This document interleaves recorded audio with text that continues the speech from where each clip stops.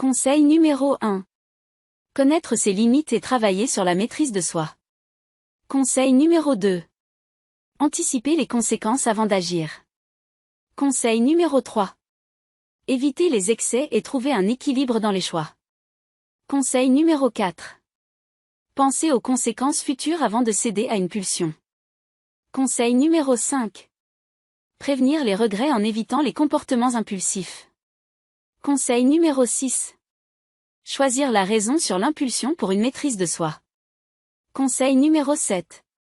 Différencier abstinence et restriction pour éviter la privation totale. Conseil numéro 8. Être discipliné sans se priver de bonheur. Conseil numéro 9. Pratiquer la modération dans tous les aspects de la vie. Conseil numéro 10.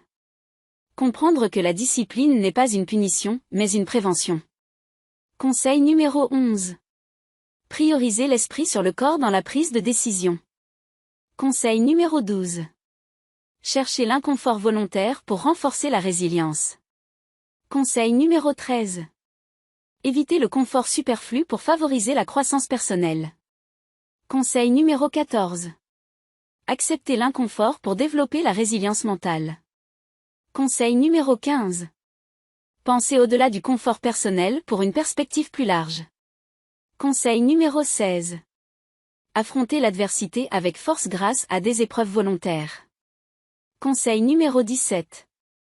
Apprécier l'expérience inconfortable pour une croissance à long terme. Conseil numéro 18.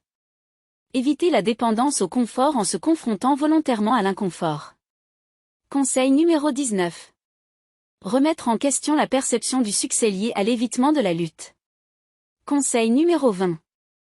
Se libérer de la peur de perdre le confort pour une vie moins limitée. Conseil numéro 21. Rechercher la douleur pour renforcer l'endurance. Conseil numéro 22. Utiliser l'autodiscipline comme préparation à l'adversité. Conseil numéro 23. Faire preuve de modération pendant les périodes favorables en vue des difficultés futures. Conseil numéro 24. Prendre des décisions personnelles pour favoriser le bien-être. Conseil numéro 25. Reconnaître la puissance de la volonté pour surmonter les dépendances. Conseil numéro 26. Prendre soin du corps pour soutenir un service continu. Conseil numéro 27. Établir des objectifs clairs pour guider les actions quotidiennes. Conseil numéro 28. Pratiquer la gratitude pour cultiver une perspective positive. Conseil numéro 29. Apprendre de ses échecs et utiliser ses expériences comme des opportunités de croissance. Conseil numéro 30. Écouter activement pour favoriser une communication efficace. Conseil numéro 31.